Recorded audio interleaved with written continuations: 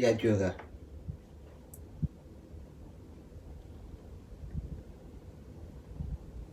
guriga yaa jooga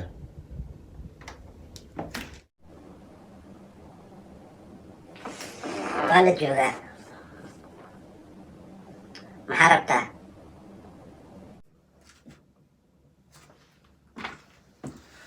waxaan rabay inaan maaragtay video aan duubna marka saaxiibow maxaad ka leedahay ya videogna waa inaan duuba rabi laakiin ogar waa ajisa kamarada kan ujeeda farshinta dhinaceedaan dhigtay inaan video duuba rabi laakiin waan ka ajis videogna ka hadlaayo maba garanaya saaxiibow video fiican aan ku haya saaxiibow video waxaa waaye gabadhii oo maaragtay la kufsanaya gabadhii yareed caashiro dhahay gabadhaasaa maaragtay xaqeeda loo soo dhaliyay marka haddayaan maqlaayay marka inaan reduction ka bixinaan rabaano diyaar ma tahay yaa saas maa dhahday ayo waayahay tiirkaana la geeyey waana la dilay goobjoog baan ahaa hataa markay dhinteen dhuunta iyo gacanta waa ka taabtay waxaa la qisaasay 2 nin oo dambiilayaashii ahaa ninkii saddexaad waxaa dib u dhigay ayaa maxkamadda sare waxay diiday dib u eegistoodii sidaa darteed halkaa waxaa ka cad in kiiskii Caaisha uu ka dhamaaday maxkamadihii yahayna xukun dhaqangal ah haddana uu taagan yahay in la fuliyo saaxiibow malaalish buu dhiibay mase wuu fakaday ani arrintaasaan ka wareerana ya waxaan ogaanaynaa saaxiibow mursal arrinta waxaan ogaanaynaa markii aan dhegaysano oo aan daawano kadib noo sii wada aan sii daawanay kadib ayaan falaqaynaynaa insha allah ugu dambayn waxay iska daba warwareegtaba waxay maxkamad cagta saartaba waxaynu facebooka qoraal ku soo qorno waxaynu nidhaano Caasha may cadaalad hesho waxaa maanta dil toogasho lagu xukumay oo tiirka la soo taajiyay qayb ka tirsan raggii kufsiga iyo dilka isugu daray Caasha Ilyas haddaba laba dambiilo oo kamid ah raggii Caasha kufsaday ayaa waxaa maanta la soo istaajiyay tiirka toogashada iyadoo lagu fuliyay xukunkii labada marxuum ee la toogtay oo lagu kala magacaabay Cabdifataax Cabdiraxmaan Warsame iyo sidoo kale Cabdishakuur Maxamed Dige ayaa sidoo kale waxaa ka maqnaa eedeysano kale oo lagu magacaabo Cabdisalaan Cabdiraxmaan Warsame haddaba eedeysanahaas oo raggan markii hore ku dambi ahaa maxkamaduna ay kula xukuntay in uu yahay dil toogasho ayaa maanta waxaa dib loo dhigay toogashadiisii haddaba daawade maxay tahay isleedahay sababta ka dambayso in dib loo dhigo ninkan kale arrimo muhiim ah oo ku saabsan ayaan rabnaa inaan halkan idinkula wadaagno sidoo kale warbixintan ayaan qaybteeda dambe waxaynu idinkugu soo gudbi doonaa heerarkii kala duwanaa ay soo martay kiiska Caasha Ilyas oo ugu dambeyn maanta qaybtiisii koobaad ay noqotay mid hirgashay haddaba daawada inta aan warbixintan u gelin haddii ay tahay boqoshadaadii ugu horeeyay ee channelkeena fadlan ha ilaabina subscribe saarata si ayna kuu dhaafin muuqaalada iyo warbixinada halkan aan soo gelino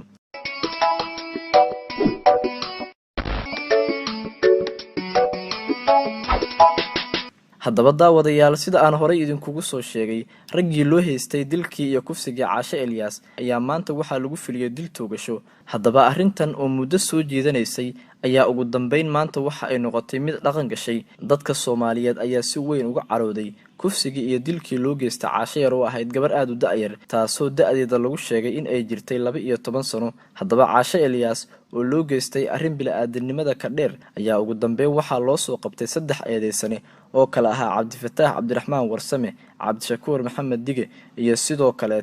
Cabdisalaam Cabdiraxmaan Warsame saddexdan eedeysana ayaa maxkamad la geeyay waxa ayna maxkamaddu ku xukuntay dil toogasho haddaba daawadayaal inta aan idin soo gudbin muuqaal uu soo duubay aabaha Caasha yar kaasoo ku sheegayo in laba kamid ah raggii dil loogu fuliyay sidoo kale halka kalena uu maqan yahay arrin la yaab leh oo ka dhawaajiyay waxaad marka hore ila daawataan muuqaal muujinaya maxkamadda oo saddexdan nin ku wada xukuntay dil toogasho haddaba ila daawo muuqaalkan qodobka 237 xeerka habka ciqaabta Soomaaliyeed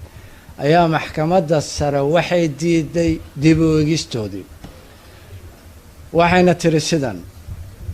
kadib marka la soo buuxin waayo shuruudaha dib u eegista ee ku xusan qodobka 237 iyo 238 qareenadii waxay soo buuxin waayeen shuruudihii ku xusnaa labada qodob oo looga aqbali lahaa dib u eegista sidaa darteed maxkamadda sare waxay soo saartay in xukunkaas uu dhaqangal yahay xukunkaas saddexda xukumana ay ku xukumayeen dilka oo ahaa kufsi wadareedkii iyo dilkii iyo afduubkii ay u geysteen Caasha Eliyaas. waxaan rajaynayaa in aad daawatay muuqaalkan haddaba daawadayaal arrinta la yaab kale ayaa waxa ay tahay iyadoo aan u jeedno inay maxkamaddu sheegtay in nimankaas saddexda ah dil toogasho lagu xukumay ayaa maanta waxaa dhacday in 2 nin oo kaliya dilka toogasho lagu fuliyay saaxiibo arrinta waa maqlaysaa haddaynana waan ku sheegay la shal dhibo maana ku dhahay kan saddexda waa la fasaxay ama uu fakadaan tahay marka see waxa u jiraan ii sheeg bal yaa ani waa fahmi lahay no madax xanuunaya adiga waxa ka dhebal saaxiibo yaa waxa ka dhebal adiga saaxiibo mursal dowladda laalush ma qaadatay meel ha uga dhigin maxkamadda sharafta badan waxa ku sheegin haddii kale inaad wax isku dhacayna fiir way markan yaa aniga ma kaftama Soomaali عشان هكذا وحيد من والله لما استرى إن شاء الله نيدا خير شيخ صاحب ما قرد فانوغا يعني ذو إنا وحميشان كقلدينيين مركا وركا سفيانو دقيس مركا هورا هذا ما استرما كدب هذا العديد انت كلا عامس عفكا قانت السار انكا دقيسنا وركس haddaba maxay tahay sababta ka dambayso in saddexdaan nin dilka toogasho lagu wada fuli waayo ugu horeyn waxaad ila daawataan aabaha Caasha Eliyaas oo sheegaya 2 ka mid ah in dilkii toogasho lagu fuliyay bismillahir rahmaanir rahiim maanta saaka 2 saac oo ay tahay Febraayo 11 waxaa la qisaasay 2 nin oo dambiilayaashii ahaa oo Cabdifataax Cabdiraxmaan Warsame iyo Cabdishakuur Maxamed Dige baa la qisaasay maanta aad iyo aad baan anaan qisaastay waan ku faraxsanahay laakiin saaxiibo anigu ma faraxsani in karto aabaha uu dhahay waan ku faraxsanahay waayo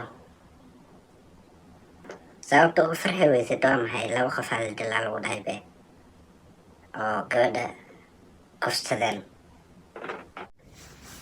sababtoo ah hal wiil baa aan weli la toogan oo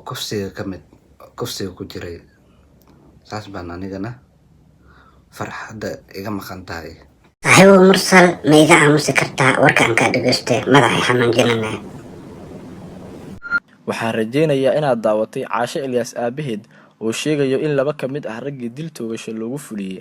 haddaba daawade waxaynu rabnaa qaybtan dambe inaad ila daawataan oo tilmaamayso in mid ka mid ah eedeysanayaashii oo lagu magacaabo Cabdisalaan Cabdiraxmaan Warsame 10 maalmood kiiskiisa dib loo dhigo haddaba arrintan ayaa waxa ay soo baxday maalmihii ugu dambeeyay ee la rabay in nimankan lagu fuliyo xukunka dilka toogasho waxaana soo baxaysa ififaala taasoo shaki gelin karto in ninkaasi uu ka dambeeyay faldambiyeedka ahaa in gabadhaasi uu wax ka dilay haddaba maxkamadda ayaa waxaa la sheegay inay kiiskiisa muddo 10 maalin dib u dhigtay sidoo kale arrintan waxaa wax ka codsaday aabaha Caasha Eliyaas iyo sidoo kale qaraabada Cabdisalaan Cabdiraxmaan Warsame oo markaasi codsadeen in maxkamaddu ay dib u dhigto baaritaan dheerina dib loo sameeyo haddaba maxaa keena ayaa is leedahay iyadoo maxkamaddu xukun fulisay oo waqtigii racfaanka uu dhamaaday dib loo furo arrintan ayaana waxa ku jira shaki balaaran haddaba waxaad ila daawataan aabaha Caasha oo arrintaasi cadeynaya sheegayana in eedeysanihii kale aan weli xukunka lagu fulin ninkii saddexaad maadaama 3 nin oo xukumanayeen dilkana maanta lagu wada fuliyay maxaa dib u dhigay ninkii saddexaad waxaa dib u dhigay 10 cisho dib loo dhigay waana dambiilo ahaa codsi baa jiray xagga maaragtay dadka iyo annaka waana 10 waana la hubinayaa 10 cisho codsiga waxaa wada dhibay aniga iyo dad iyaga ka tirsan baa wada dhiibnay in la hubiyo ninkaas nimankii Caasha dilay waa wada yaqaanay daris baanu ahayn waan wada hadalnay xataa waa iscafinay afis bay iga dalbadeen iyagoo tiirka gaariga saaran gaal shiraha aakhiro baa war jiraa baan ku yiri tiirkaana la geeyay waana la dilay goobjoog baan ahaa hataa markay dhinteen dhuunta iyo gacantaba waa ka taabtay saasta annagaa fushanay dowladdu waxay tiri fushadaa la yiri dareenkaygu aad iyo aad buu faahan yahay Soomaali weynna waa u mahadinayaa dadkii dambigaas galay Caashe Ilyas aadan ka galay waa la togtay 2 nin ninna waa dambeeya oo 10 cisho ayuu xirnaanaya kiiskan waxaa laga baranayaa 10 xoog leh gabdhaha Soomaaliyeedna waa badbaadahayaan una dhacay kiiskan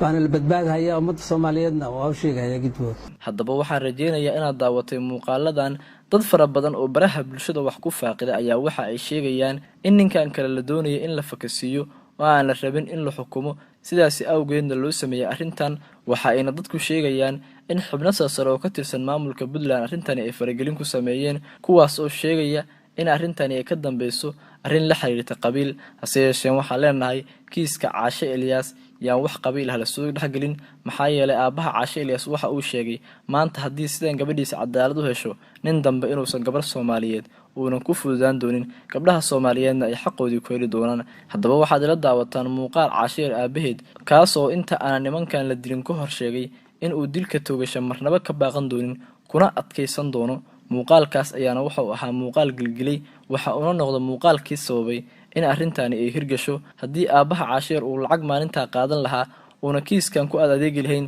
waxa dhici lahayd in gabdhaha Soomaaliyeed ay dulmanayaal ahaadaan maalin walbana dambi loo geysto haddaba bal kilibkan ila yar daawo bismillaahir rahmaanir rahiim xukunkan waxaan u arkaa inuu cadaalad yahay cadaaladna ku soo dhamaaday waxaan sugayaa fulintii baan ka sugayaa inta ka hartay waxaan qisaasanayaa dadkaas qisaas baan diyaar u ah marka Ilyas intaad garow joogtay waxa sheegtay in suugiisa sheegtay in cadaaladda hesho wada wiilka cid ku xiriirtay oo ka socotay